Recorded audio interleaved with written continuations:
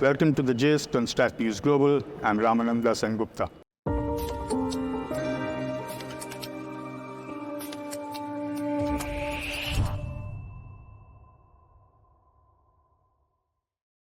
Our special guest today is Dr. Daisuke Kawai, Deputy Director and Assistant Professor at the Economic Security Research Program at the Research Center for Advanced Science and Technology, University of Tokyo. Thank you so much for joining us today, sir. Thank you very much for having me. And it's, I was fascinated by your talk on the Arctic and how when that route opens up, a lot of geostrategic changes will take place. One of the things I recall you mentioning is that, once it opens up, there'll be a lot of shifts in geostrategic implications as well, not just for, places in that region, but across the world. How would you define at least the main changes that you think might happen? Okay. So first of all, the opening of the Arctic Sea routes and the Northern Sea routes, so-called NSR, can have a major impact on global commercial markets and geopolitics. And if the passage becomes consistently the ice-free year-round due to the global warming. As it would provide a shorter shipping route between Northeast Asia and Europe, reducing the cost and the transition time from Asia to Europe. And actually, some estimates suggest 40% reductions compared to the Suez Canal. Right. And NSR would also allow access to untapped oil and energy and mineral resources in the Arctic, including the oil, gas, rare earths, and that this could also change the global energy markets, as I said.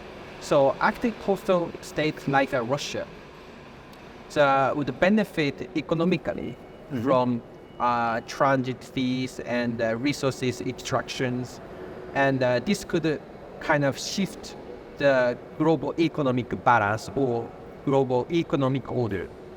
So Russia would gain the leverage over global shipping partners. This may challenge the U.S. and the U.S. dominance and maritime trade routes, which the U.S. has now. You mentioned Russia. Is that mainly because Russia has the largest landmass in the Arctic Circle? Yes, exactly.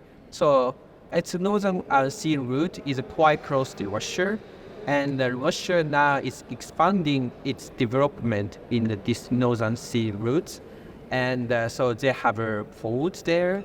And what they think about now is build more ports, and some of the Russian national companies is actually developing that port in the basement, and where Chinese company and the Chinese government also has about 30% of stock shares. Right. So which means that China has a certain influence with Russia as well. That's interesting because, if you're talking about implications globally, what does it mean in real terms for Japan? For Japan, actually Japan, so regarding the energy security, Japan heavily relies on the energy resources from other countries. More than 80% of their percentage from other countries, which means that to secure a Northern Sea route is critical for Japan as well. As we only have the route, which is a Suez Canal, or maybe the air route, but when it comes to the sea route, having more options which benefit Japan. And let's say when you may still remember the last February, the Suez Canal accident. That's right, one ship caught. Yes, exactly. So which really influenced the Japanese market as well. So that's why having another route now would be beneficial for Japan. But also the problem we have is as we have seen the Russo-Ukraine war, and Japan also posed sanctions toward Russia. That's right. Yes. And so that's why when you look at the geopolitical tension between Russia and Japan, that is not really good. And if Russia dominates the North South Sea route, then maybe they can may assert their political influence when it comes to Japan moving around the Northern Sea route. Yes, you mentioned the Suez Canal, but wouldn't the Suez Canal only be for imports from Northern Europe rather than the Gulf? Yeah. So doesn't Japan import most of its LNG from the Gulf region? Yes, we also have Japanese government diversified its the ratio of energy imports. So we definitely have the Gulf area as well, and we heavily rely on that Australia, which is a friend country. Right. But we also depend on the Middle East countries as well. So when it comes to, let's say, we often buy the oil, gases from Iran, and which needs Suez Canal route as well. Okay. You know, you mentioned that in your presentation that despite having shown some interest, China doesn't seem to have a strategic interest in the Arctic Circle. Why do you think that? Why? What makes you believe that? Because I suppose even if it is not for the route, all the minerals and the things that you mentioned that are available there, China would surely be interested in rights to mine those and all that. So yeah, you raise a very good question, actually. So it really depends on the cost of benefit. So when you look at the cost of aspect, definitely China doesn't have that. China has a less benefit economically. But when it comes to the strategic impact and the geopolitical perspective, the having influence in the Northern Sea route, which can be utilized for many purposes, let's say military, and also U.S. dollar's hegemon. Right. So let's say using Northern Sea route as a de-dollarization route, let's say BRICS members, including Russia, India, can utilize that route as a stage where all countries can bypass the U.S. dollars when they pass that route.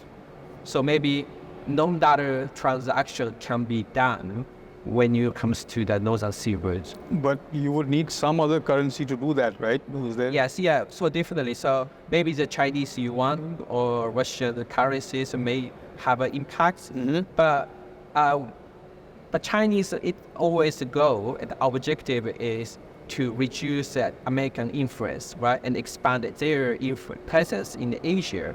So in that point of view, definitely maintaining its certain interest and presence in anywhere is a benefit for China. Definitely, if you were a businessman, yeah, it's not really good. But if you are, let's say, politicians, bidding anywhere would be everywhere would be the benefit for you. And when it comes to the Chinese BRI, Belt and Road Initiative, Right. China calls the Northern Sea route as the ice silk road. Right. So, they just brand that new name, and which can also shows their power, their presence in that region, even though Russia dominates that area now, but China wants to also show its implications. We also have influence there. I see. Once this route really takes off, I remember, I think in your presentation, you said it's not going to account for more than 10, 14% maximum of global commerce. Yeah. But I was wondering, how would that impact the current sort of shipping lanes that pass through, the southern routes that go to the Gulf and all that? Would that get impacted? Would that lose a lot of its relevance? That's a very good question. Many media states that it has a major impact. It certainly has several impacts, but I don't think Northern Sea would be the alternative option, would alternate the Suez Canal major route, existing major routes like Suez Canal. As, it only has the certain period of time where the ships can pass the route. So let's say when it comes to 2020, as I say in my presentations, it only has 88 days to the ice was melted and the ships could go. So in that point of view, it's really limited seasons route. So that's why I don't think for now it wouldn't have a significant impact to alternate the existing routes. But if you were to sort of get a year-round route, that would make a big difference. Yes, exactly. So it really depends on the global warming. But for now, even though we haven't reduced the global warming yet, and maybe having another critical, innovative emerging technology would change the situation, but we haven't got it. We haven't seen a year-round route and the ice melted situation yet. So, let's come back to Japan. Japan and China, anyway, right now there is a bit of a friction going on. Yeah. How would this sort of, would China have some sort of a strategic edge too against Japan if the route were to actually get fully operationalized? Yes, definitely. When it comes to the competition between Japan and China, our intention is quite severe for now. And as we have the concept called free and open Indo Pacific, and China also has a BRIs, which both of them have an element which is connectivity. So those are sea routes, and any corridor and any infrastructure projects are correlated to both of them. So Japanese government, Japan really compete with these area with China, in this area with China. So in that perspective, if China could expand their influence in those sea routes, which really deteriorate Japan's situation as well, maybe we can negotiate with Russia. It makes sense. But when it comes to China, it's a huge national threat for Japanese national interest. So that's why it's really hard to see kind of a negotiable situation for me now. So we've talked about Japan, and because Japan is also very close to that route anyway via thing. What do you think will be the implications for, let's say, if you go a bit more eastwards, let's say towards, westwards, towards India and things. What would be the implications for India in terms of commerce, in terms of strategically? Why I'm asking is that do you think the focus of this, US-China thing would probably shift northwards and take away the focus from the route now below? Yeah. I think India role is also very important. Japan now has invested in the Northern Sea route as well for the development. We have just created the 3 icebreakers, and so which means try to expand our influence in there as well. But only one single country cannot achieve certain assets and outcomes. So we definitely Indians influence and the voices there as well. And when it comes to Indian Oceans, India has strong knowledge in that area, which can be utilized for Japanese maritime domain activities as well. Right. So definitely, I would say the cooperation between Japan and India on maritime domains is quite essential, not only for just maritime sea communication, right, but also maritime security as well. I have a last question for you. By when do you think this whole route will be fully sort of operationalized? Is it 20 years from now, 30 years from now? I think it's not very far away. Maybe in 5 years or 10 years. As you know, so we have a strong bilateral relation between Japan and India. Also, when it comes to maritime domains, the Japan and India and Australia and the United States, what framework is boosting its maritime domain cooperation, such as Indo Pacific maritime domain awareness. And so, actually, one of the lack of things I think is actual activities. Okay.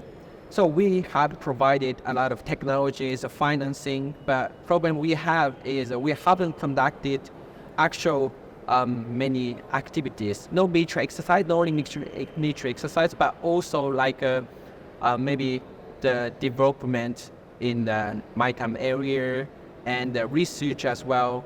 And it has a lot of potential still yet. So we still have the rules and the options. We can collaborate more, explore more. But as a scholars, our mission is to recommend what kind of area we should cooperate more and tell these issues to government. And then government to do that, just do that. So I think that's the most critical point as scholars to push more, promote more. And if we could do more promotion, I think we can accelerate the time where we can realize these outcomes.